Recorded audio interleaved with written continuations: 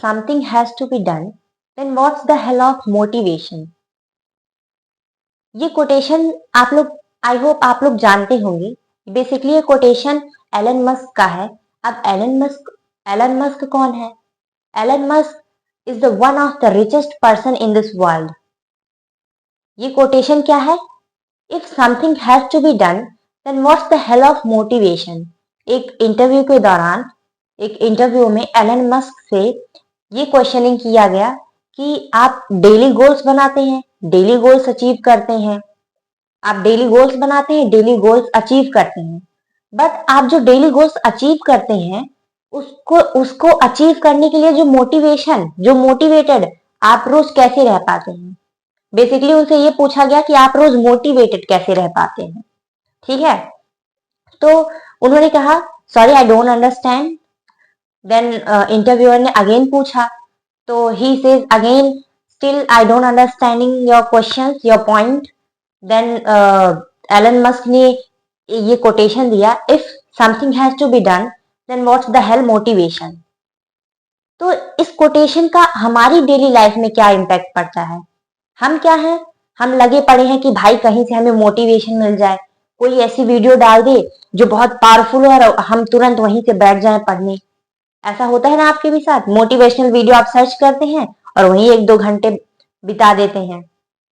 तो ऐसा नहीं, हमें एलन मस्क की तरह अपना माइंडसेट रखना चाहिए कि अगर मैंने ये सोच लिया है कि अगर ये चीज मुझे करनी है तो करनी है, उसमें मोटिवेशन कहाँ से आ गया? मोटिवेशन एक तरफ रखिए, ठीक है, और आपको अगर चीज वो करनी है तो वो करनी है बस, इसके अलावा कुछ नहीं। सो hello my lovely buddies, welcome back to this channel Fighter Maker. Well, I'm Pooja, who is teach to you how to fight your syllabus and chapters. Fight means how to convert your boring chapters to interesting way. In fact मैं ये आपको सिखाऊंगी ही नहीं, मैं आपको यहाँ खुद apply करके भी दिखाऊंगी। So let's begin this chapter. अब इस चैप्टर को स्टार्ट करने से पहले मैं आपको हमेशा, आप लोगों को मैंने अपनी प्रीवियस वीडियोस में भी बताया है कि पहले रिलैक्स हो जाइए, बिकॉज विदाउट रिलैक्सेशन, अगर आप रिलैक्स नहीं है, आपके ऊपर प्रेशर है कि भाई इस चैप्टर को ये कितना टफ है, कुछ समझ में ही नहीं आता, जितनी बार पढ़ता हूँ, पढ़ भी लिया पूरा, क्वेश्चंस भी कर लिए, पर अगर कोई मुझसे पूछता है कि इस चैप्टर के बारे में थोड़ा बहुत कुछ बताओ तो माइंड से सब ब्लैंक हो जाता है। तो रिलैक्स, इन सब का सोल्यूशन मैं इस वीडियो में लेके आ गई हूँ, इन सब का सोल्यूशन मैं इस वीडियो में लेके आ गई हूँ। सो सबसे पहले हैप्पी हो जाइए, इन द सेंस कि रिलैक्स हो जाइए, प्रेशर और टेंशन वगैरह एक तरफ रख लीजिए आप अपनी, और इंजॉय करिए इस वीडियो को। ठीक है, अब इस वीडियो को स्टार्ट करते हैं। बेसिकली अगर आपने मेरी प्रीवियस वीडियो लेक्चर नहीं देखी, मतलब फर्स्ट चैप्टर साइंस का मैटर इन आवर सराउंडिंग, तो आप इस चैप्टर को कनेक्ट नहीं कर पाएंगे। अगर आपने नहीं देखी तो इस वीडियो को बंद करिए और जाइए, कहाँ जाइए, प्रीवियस वीडियो पर, वहां पे उड़ता उड़ता जो मैंने आपको स्टोरी बताई है उस चैप्टर से रिलेटेड, यानी आप उस स्टोरी के थ्रू कैसे माइंड मैपिंग कर पा रहे हैं। होता है ना कि हम कितना भी पढ़ लें, कितना भी क्वेश्चंस कर लें, बट कोई हमसे ये कह दे कि इस चैप्टर के बारे में कुछ बताओ, तो हम हमारे दिमाग से पूरा ब्लैंक, मतलब क्या हमने क्या पढ़ा था सब ब्लैंक। तो बेसिकली मैं इस चैप्टर में आपको ये भी बताऊंगी कि आप इस चैप्टर को थ्रू द स्टोरी कैसे आप माइंड मैप करेंगे ताकि आपको रिकॉल रहे, हमेशा आप रिकॉल कर पाए। सो मैंने फर्स्ट वीडियो में बता दिया, यानी प्रीवियस वीडियो में बताया है उस चैप्टर को स्टोरी के फॉर्मेट में कैसे याद करना। तो पहले जाइए वहां से स्टोरी देखिए, देन इस स्टोरी, ये जो मैं आपको स्टोरी बताने वाली हूँ ये आपको समझ में आएगी, बिकॉज ये स्टोरी उस स्टोरी से इंटरलिंक है। तो सबसे पहले मैं उड़ता उड़ता आपको रिवाइज करवा देती हूँ कि हमने प्रीवियस स्टोरी क्या देखी थी। तो हमने प्रीवियस स्टोरी ये देखी थी कि मैटर हुआ था ना आपके साथ, आपका किसी के साथ मैटर हुआ था उस वीडियो में, मतलब उस चैप्टर में। जस्ट इमेजिन दैट कि आपका किसी के साथ मैटर हुआ था। उस इमेजिन करना क्या, मैंने आपको उस वीडियो में बता रखा है। तो बेसिकली मैटर क्या है, हमारी साइंस की लैंग्वेज में मैटर है क्या चीज। तो आई थिंक आप लोगों ने क्लासेस में अपने या स्कूल्स में पढ़े होंगे, टीचर्स बहुत बार बता चुके होंगे, anything which occupy space and have a mass that call matter, even a small drop of water are also matter. आप अपने चारों तरफ देखिए सारी चीजें और मुझे ये बताइए कि क्या इसमें मैटर नहीं है, क्या इसमें मैटर नहीं है। हर एक चीज, हर एक चीज मैटर ही है आपके आसपास। Even a small particles of a sand, small drop of water, ये सब हमारे क्या है, मैटर्स हैं। हमने प्रीवियस वीडियो में देखा था। बट अब बात ये आती है कि एक मैटर तो ये है साइंस वाला, एक मैटर आप लोगों ने सुना होगा कि जैसे आप लोगों ने भी कहा होगा और किसी दूसरे से भी सुना होगा कहते हुए कि भाई भाई मेरा मैटर हो गया। मैटर हो गया इन द सेंस की, मैटर हो गया यानी लड़ाई हो गई। तो मैंने उस वीडियो में क्या स्टोरी बताई थी कि आपका किसी के साथ मैटर हो गया यानी लड़ाई हो गई। आप अपने दोस्त के पास गए, तीसरे दोस्त के पास गए, आप अपने आपका दोस्त और आप बैठे थे, लड़ाई हुई यानी मैटर हुआ। आप अपने तीसरे दोस्त के पास गए, अब आप वहां गए तो कहे, क्या कहे कि भाई भाई मेरा मैटर हो गया। तो उसने कहा कहाँ हुआ, तो आप कहे बस ये पिछली गली में। पिछली गली यानी फिजिकल चेंज। उस चैप्टर में हम बेसिकली फिजिकल चेंज के बारे में पढ़े थे और इस वीडियो में थोड़ा सा न्यूमेरिकल, थोड़ा सा केमिकल चेंज के बारे में हम पढ़ेंगे। ठीक है। अब आपने कहा कि पिछली गली में, अब उसने कहा कि तुम्हारा मैटर बना कैसे, स्टार्ट कैसे हुआ। तो आप कहेंगे कि मैंने उसे, जिससे आपका मैटर हुआ था, आप कहेंगे मैंने उसे बौना बोल दिया। क्या आप कहेंगे कि मैंने उसे बौना बोल दिया। ठीक है। अब आप कहें, आपका दोस्त कहेगा ये तो तुम्हारी गलती है, तुमने उसे बौना क्यों बोला। तो आप कहेंगे वो मेरे और मेरे दोस्त के बीच में स्पेस क्रिएट कर रहा था और वो हम लोगों के चारों तरफ कंटिन्यूअसली मूव किए जा रहा था और वो मेरे दोस्त को अपनी तरफ अट्रैक्ट कर रहा था। अब ये सुनकर आप और आपके दोस्त चल पड़े। अब आप जाते जाते सोच रहे हैं कि हमने तो उससे लड़ने के लिए कुछ लिया ही नहीं, वो पूरा बौरा गया है, इधर उधर मारने के लिए दौड़ रहा है।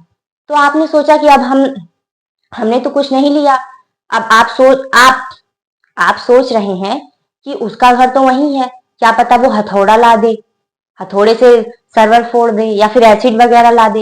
इतने सुंदर से मुखड़े पे कोई एसिड डाल देगा तो कैसा होगा, एसिड ला दे या फिर कोई स्प्रे ला दे। आप बेसिकली ध्यान दे पा रहे हैं, मैंने इन्हीं तीन का एग्जाम्पल क्यों लिया इस स्टोरी में, मैंने इन्हीं तीन का एग्जाम्पल क्यों लिया, बिकॉज हथौड़ा यानी उसकी शेप फिक्स्ड, जिसका शेप और वॉल्यूम फिक्स्ड उसको हम सॉलिड कहते हैं। एसिड हम किसी भी कंटेनर में डाल सकते हैं तो उसका शेप फिक्स्ड नहीं है बट वॉल्यूम फिक्स्ड है, तो उसे हम लिक्विड कहते हैं। स्प्रे, ना ही उसका शेप फिक्स्ड है ना ही उसकी वॉल्यूम फिक्स्ड है, सबसे निठल्ला है यही, उसका कुछ भी फिक्स नहीं है तो उसको हम गैस कहते हैं। ठीक है। अब आप जब वहां पे गए तो सब कुछ नॉर्मल था, सब कुछ नॉर्मल था। ये पिछले चैप्टर की स्टोरी है, यानी मैटर इन आवर सराउंडिंग्स। इसको अगर आपको पूरा एक्सप्लेन्ड वीडियो देखना है, पूरा एक्सप्लेनेशन इसका देखना है तो आप प्रीवियस वीडियो में जाइए और वहां पे जाके देखिए, देन फिर इस वीडियो पे आइए। ठीक है। अब स्टार्ट करते हैं इस वीडियो को, यानी कि मतलब इस चैप्टर को। ये चैप्टर की स्टोरी क्या कहती है, इसको हम माइंड मैप के थ्रू कैसे इस चैप्टर को याद कर सकते हैं। माइंड मैप यानी मैं आपको एक स्टोरी बताऊंगी और उस स्टोरी से आप ये चैप्टर आसानी से याद कर पाएंगे। ठीक है। सॉरी। अब स्टोरी ये है कि आप अब पूरा मामला मतलब सॉर्ट आउट हो गया था, यानी कि अब वहां का जो आप गए वहां पे तो वहां सारा माहौल शांत था। अब आप बहुत मतलब थक चुके थे।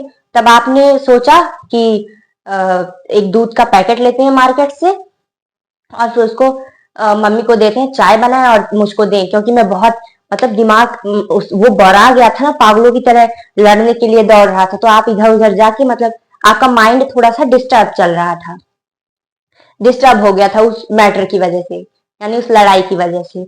अब आप जब वो दूध का पैकेट देखे तो आप उस पे लिखा हुआ था प्योर मिल्क। उस पे क्या लिखा हुआ था? Pure milk. ध्यान रखिए ये केवल स्टोरी है, सुनिए और इसको इमेजिन करिए। ठीक है, उस पे लिखा था प्योर मिल्क। ठीक है सॉरी। अब उस पे लिखा था प्योर मिल्क। अब आप गए अपने मम्मी के पास, मम्मी के पास गए, कहे आप इसका चाय बना दीजिए। ठीक है। अब आप ये भी पूछे ये प्योर मिल्क, क्या ये जो मिल्क है ये सच में प्योर है? तो आपकी मम्मी कहेंगी कि ऐसे ही कुछ पैकेट्स मैं कल शर्मा जी के यहाँ भी गई थी, उनके भी पैकेट्स पे यही लिखा था प्योर मिल्क। आपने कहा वो सब तो ठीक है, पर ये बताइए क्या ये मिल्क सच में प्योर है? तो आपकी मम्मी कहेंगी नहीं नहीं, प्योर तो नहीं है, इसमें मिलावट की गई है। इसमें क्या की गई है? इसमें मिलावट की गई है। ठीक है।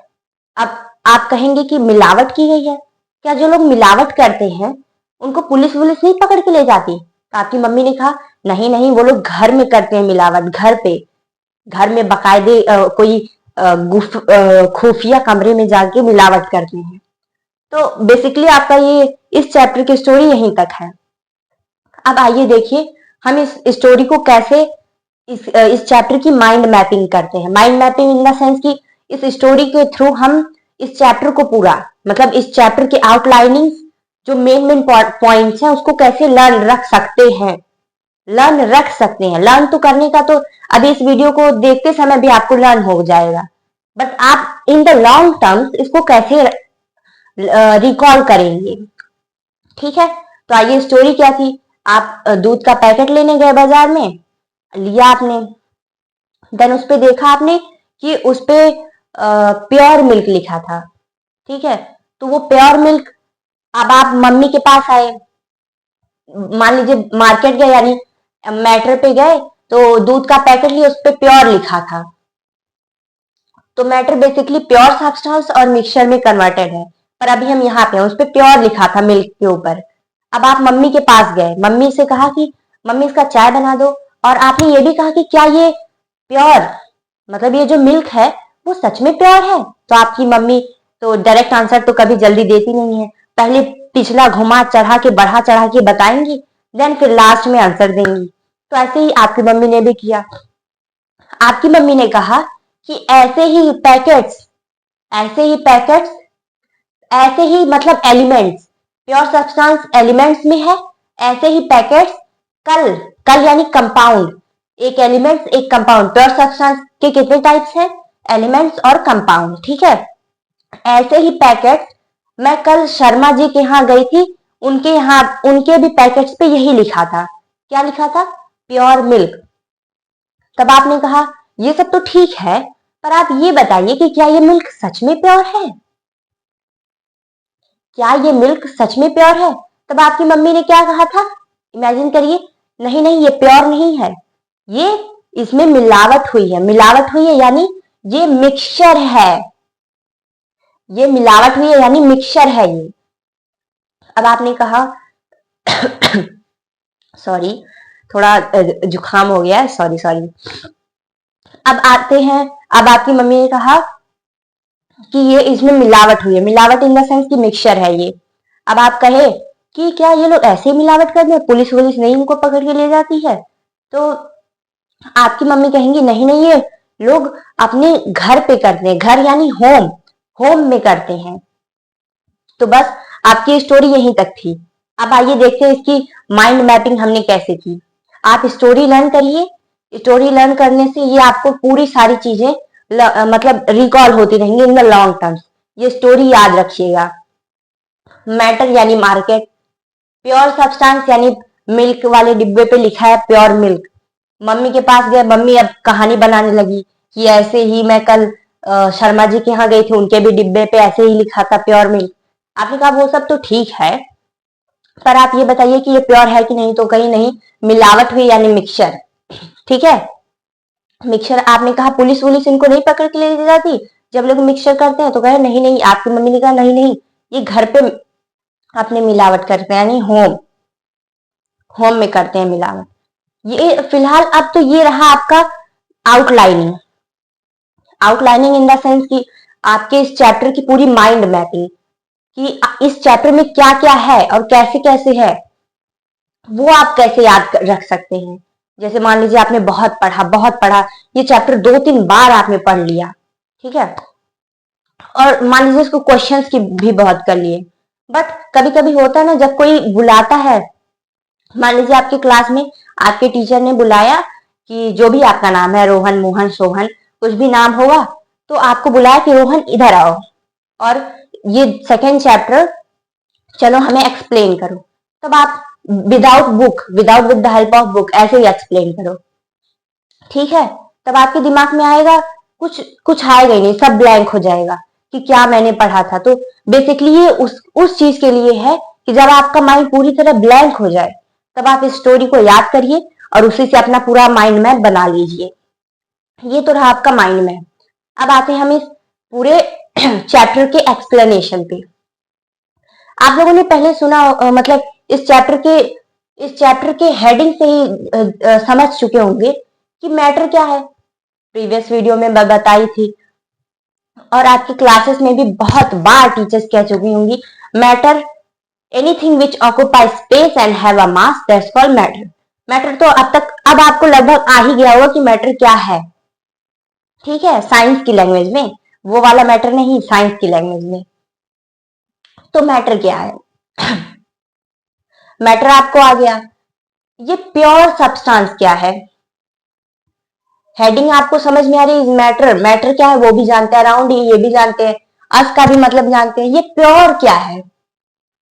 इस चैप्टर के हेडिंग में ही आपसे पूछ लिया है कि is matter around us pure? क्या जो हमारे आसपास मैटर है वो सब प्योर है? वो सब प्योर है? आपने देखा था दूध के पैकेट पे, उस पे लिखा था प्योर मिल्क। घी का भी पैकेट आप लोग कभी देखेंगे, उस पे भी लिखा था प्योर घी। तो ऐसे ये सारी चीजें रहती हैं। तो क्या इस पे जो लिखा है प्योर मिल्क, प्योर घी, तो क्या इन सारी चीजें लिखने से क्या वो प्योर हो जाएंगी? क्या ये सब लिखने से वो प्योर हो जाती हैं?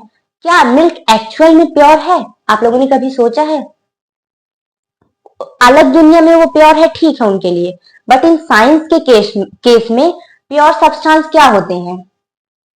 मिल्क हमारा प्योर नहीं है। अगर हम साइंस की भाषा में देखें तो मिल्क हमारा बिल्कुल भी प्योर नहीं है। प्योर सब्सटेंस बेसिकली हम उसे कहते हैं जो सिंगल टाइप ऑफ पार्टिकल से मिलकर बना होता है, उसे हम प्योर सब्सटेंस कहते हैं। फॉर एग्जाम्पल आपका मिल्क, मैंने कहा प्योर नहीं है। कैसे नहीं है? मिल्क में आप लोग देखेंगे फैट है, प्रोटीन है, मिनरल्स हैं, बहुत ढेर सारी पार्टिकल्स हैं, अलग अलग उसमें चीजें प्रेजेंट है, तो वो प्योर नहीं है। और अगर मैं कहूं प्योर का एग्जांपल दीजिए, तो जैसे गोल्ड, कोई भी गोल्ड है, कोई भी गोल्ड है, तो उसको हम अगर तोड़ते हैं तो वो जो टूटा हुआ वो भी गोल्ड निकलेगा। मतलब इस पूरे गोल्ड में पूरा गोल्ड ही है, ठीक है।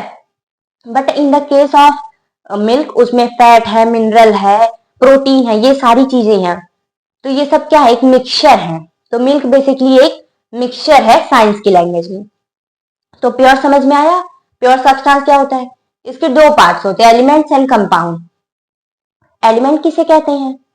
एलिमेंट आपकी तरह सिंगल है बेटा, एलिमेंट सिंगल है आपकी तरह, जिसको और आपके जैसे इनको भी तोड़ा नहीं जा सकता।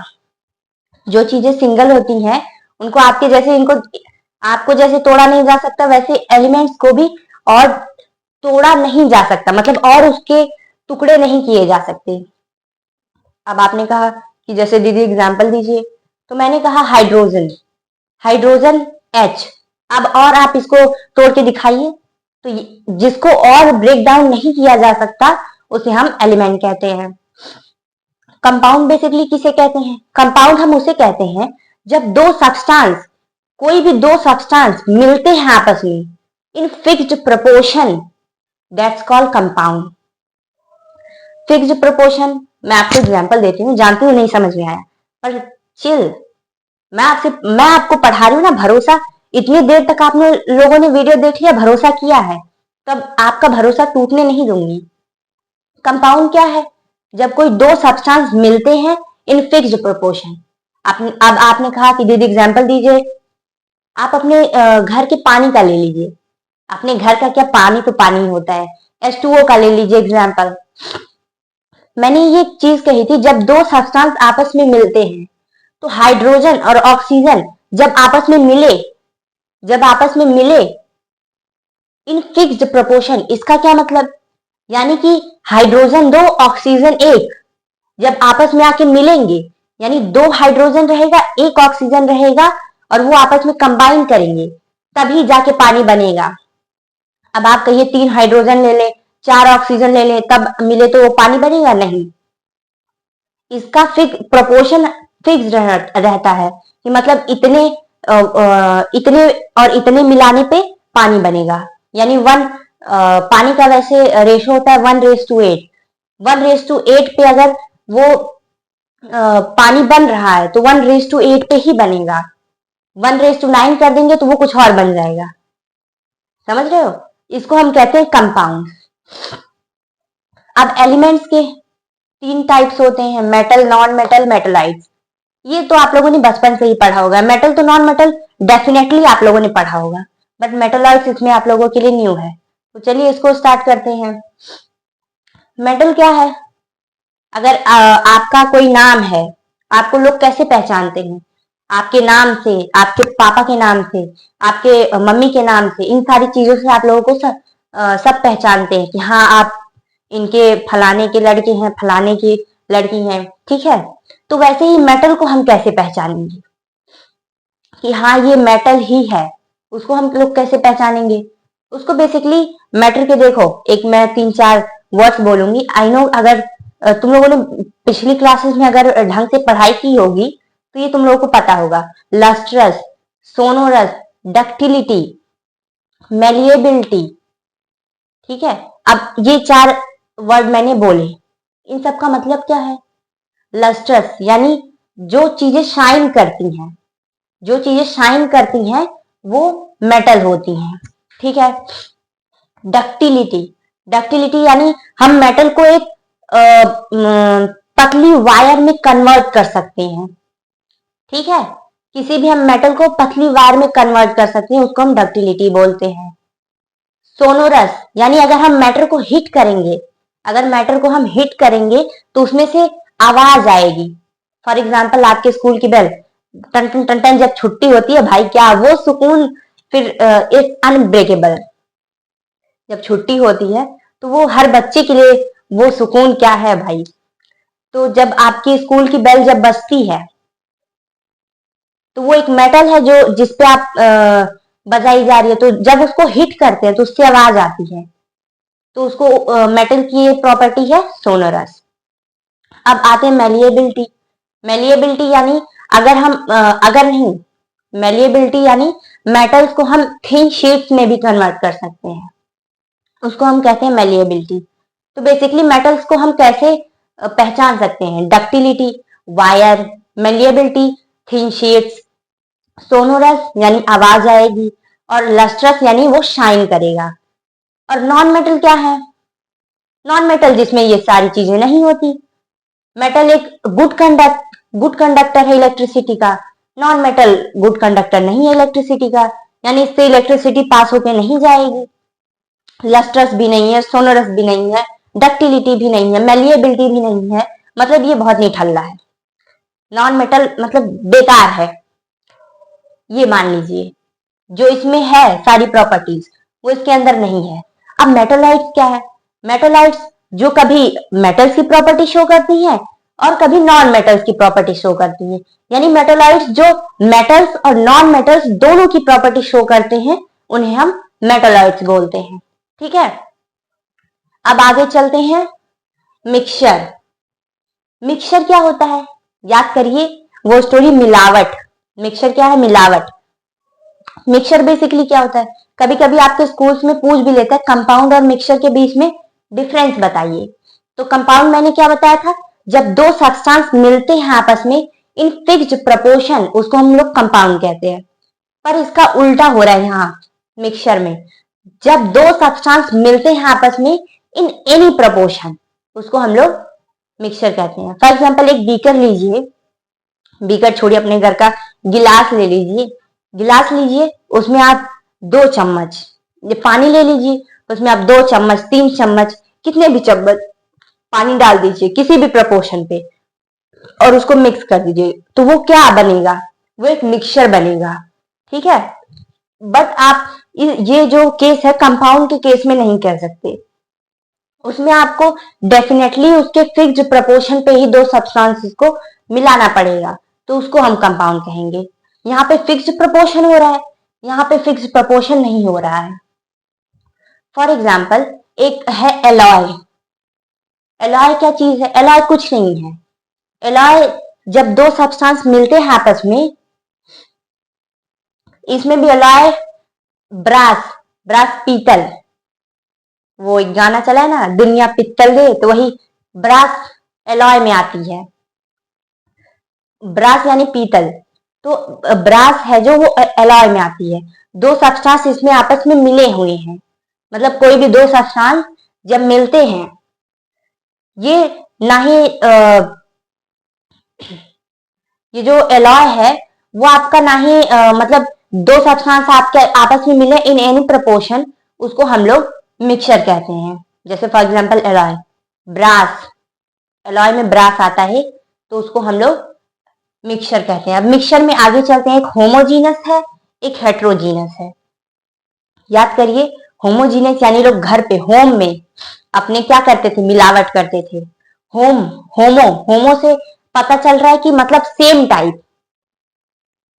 होमो से, होमो का मतलब है सेम, यूनिफॉर्मली, इवनली, यानी कोई भी सोल्यूशन या कोई भी चीज अगर हमें सेम सेम पूरा मतलब उसका ऊपर से लेके नीचे तक सारी चीजें सेम दिख रही हैं, तो उसको हम लोग होमोजीनस कहते हैं।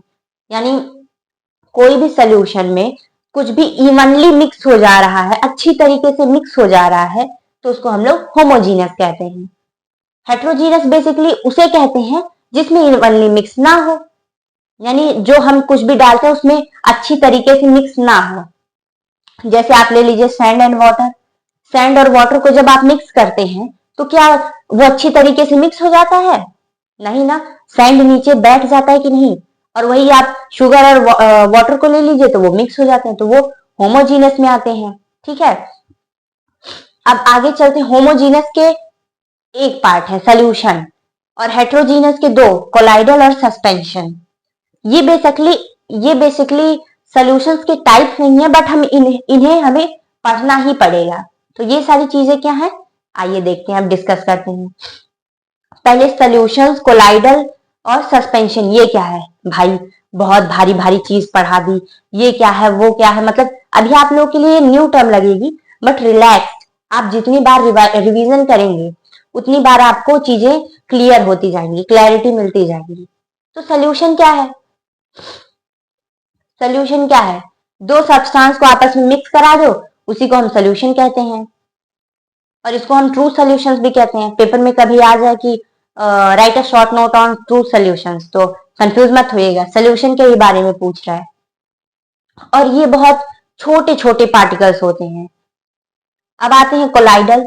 कोलाइडल में इनके पार्टिकल्स सोल्यूशन से थोड़े बड़े होते हैं। सस्पेंशन, इसके पार्टिकल्स दोनों से बड़े होते हैं। बेसिकली इन तीनों में मेजर डिफरेंस यही है कि सोल्यूशन में पार्टिकल्स सबसे छोटे होते हैं, कोलाइडल में इससे बड़े होते हैं, और सस्पेंशन में दोनों से बड़े होते हैं। तो क्वेश्चन ये भी आ सकता है कि सबसे बड़ा पार्टिकल्स किस में पाया जाता है? तो वो सस्पेंशन में। ठीक है। अब एक सोल्यूशन, ये सोल्यूशन कैसे बना है? सोल्यूशन कैसे बना है? आप लोगों ने सॉल्वेंट और सल्यूट का नाम शायद ही सुना होगा या सुन चुके होंगे। नहीं सुने हैं तो, या सुने हैं तो छोड़िए, अब मैं आपको बताती हूँ कि सॉल्वेंट क्या है और सल्यूट क्या है। ठीक है। सल्यूट वो चीज है जो हम किसी चीज में डिजोल्व करते हैं, यानी किसी चीज में घोल देते हैं, उसको हम लोग सल्यूट बोलते हैं। सॉल्वेंट क्या है?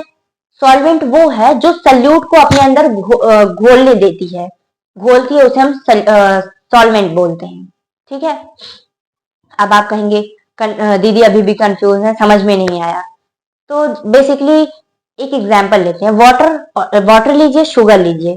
शुगर आप इसमें डालेंगे तो वो शुगर क्या है? सोल्यूट है। ठीक है, जो सॉल्वेंट में मिक्स हो जाए उसे हम सल्यूट कहते हैं। और वाटर क्या है? सॉल्वेंट है, जो अपने अंदर सल्यूट को मिक्स करती है, उसे हम लोग सॉल्वेंट बोलते हैं। आप लोग बेसिकली इससे भी याद कर सकते हैं, जो कम रहती है, कम क्वांटिटी में रहती है, वो सल्यूट रहती है, और जो ज्यादा में रहती है वो सॉल्वेंट रहती है। ठीक है।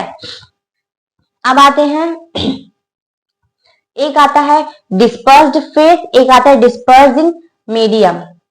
डिस्पर्स्ड फेज और डिस्पर्सिंग मीडियम कुछ नहीं है, बेसिकली यही है। डिस्पर्स्ड फेज यानी सल्यूट, डिस्पर्सिंग मीडियम यानी सॉल्वेंट, बस नाम बदल गए हैं।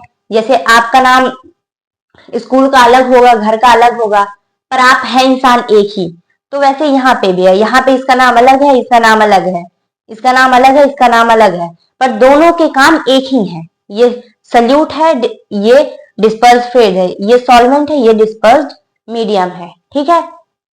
अब आता है सैचुरेटेड और अनसैचुरेटेड सोल्यूशन। ये क्या है? सैचुरेटेड और अनसैचुरेटेड सोल्यूशन बेसिकली ये कुछ नहीं है। सैचुरेटेड यानी मैक्सिमम अमाउंट ऑफ जो सल्यूट है वो सॉल्वेंट में मिक्स हो जा रहा है। कितना maximum amount of solute solvent में मिक्स हो रहा है इन सेम टेम्परेचर, उसको हम लोग सैचुरेटेड कहते हैं।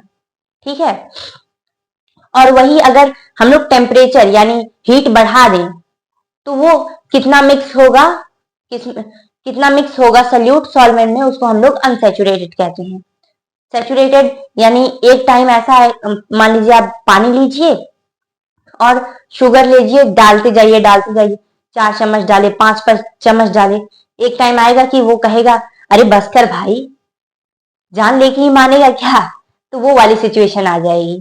तो अब क्या है, अब आपने 5 चम्मच डाला, जब छठा चम्मच डालेंगे तो वो उसमें मिक्स नहीं होगा। तो वही चीज है सैचुरेटेड सोल्यूशन, यानी मैक्सिमम अमाउंट ऑफ सल्यूट जो मिक्स होता है सेम टेम्परेचर पे, उसी को हम लोग सैचुरेटेड सोल्यूशन बोलते हैं। अब नेक्स्ट आता है concentration of solution. Concentration of solution, इसको करने से पहले हम अब एक और टॉपिक बचा है, टिंडल इफेक्ट। टिंडल इफेक्ट क्या होता है?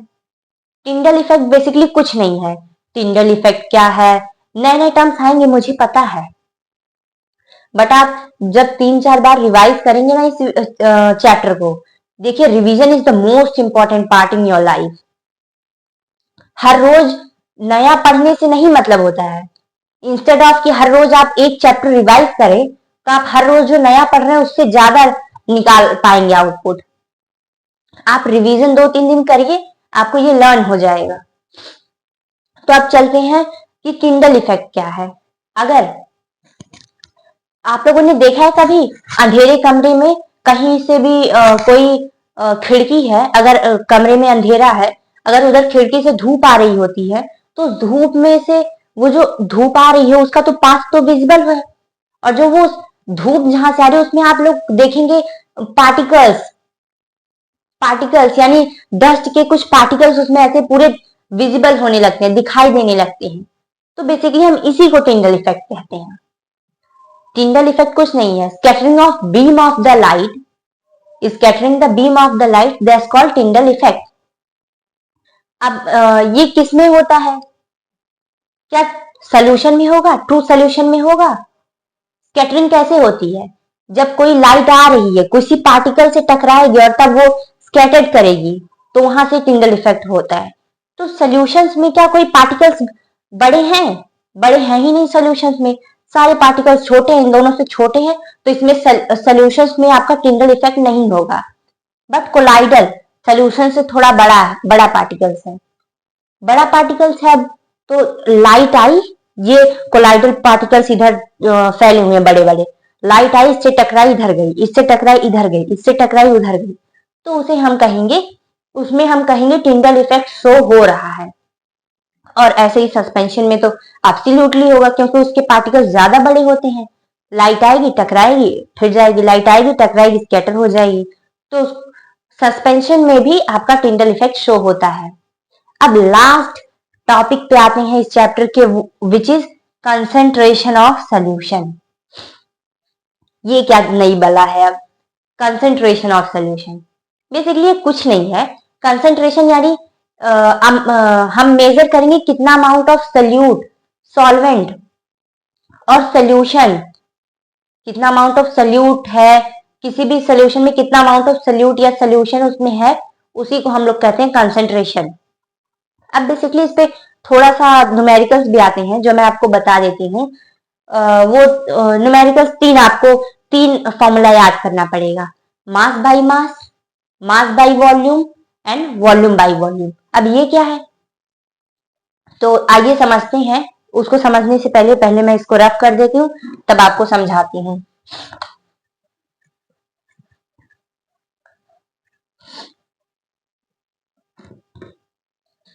अब देखिए मास बाय मास, किसका किसका मास, मास बाय मास, तो हमेशा यहां सोल्यूट रहेगा, यहां सॉल्वेंट रहेगा, सॉल्वेंट नहीं, यहां सोल्यूशन रहेगा,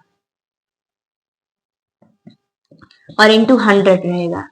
आपको अगर कह दे किसी भी क्वेश्चन में कि इसका कंसेंट्रेशन, इस चीज का या इस सोल्यूशन का, आपको इस सोल्यूशन को आपको कंसेंट्रेशन निकालना है, कंसेंट्रेशन ऑफ दिस सोल्यूशन, ठीक है, किसी चीज का सोल्यूशन निकालना है, उसकी परसेंटेज निकालनी है, कितने परसेंट में वो कंसेंट्रेट हुआ है, तो इंटू 100 करेंगे।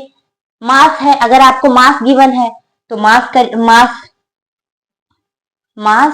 Of solute upon mass of solvent, ठीक है। एक आता है अगर आपको मास गिवन है बट जो सोल्यूशन है उसका वॉल्यूम गिवन है, तो यहां पे वॉल्यूम आ जाएगा,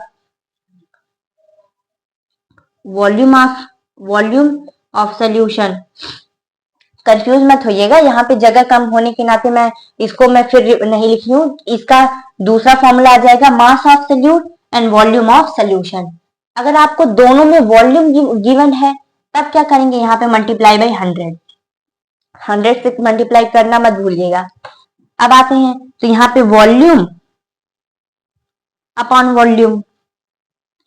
volume of solute and volume of solution into 100, ठीक है। ये आपके तीन फॉर्मूलास है, इसको रट लीजिए, रटना नहीं है, समझ लीजिए अच्छे से। नहीं समझ में आ रहा है छोड़ दीजिए, फिर 1 घंटे 2 घंटे या 1 दिन 2 दिन बाद फिर उसको उठाइए, फिर देखिए, रिवीजन करते रहिए। अब आइए, अब इस पे एक क्वेश्चन कर लेते हैं, आपके एनसीईआरटी का ही है, तो चलिए क्वेश्चंस करते हैं। तब तक इसको मैं थोड़ा इरेज कर देती हूँ।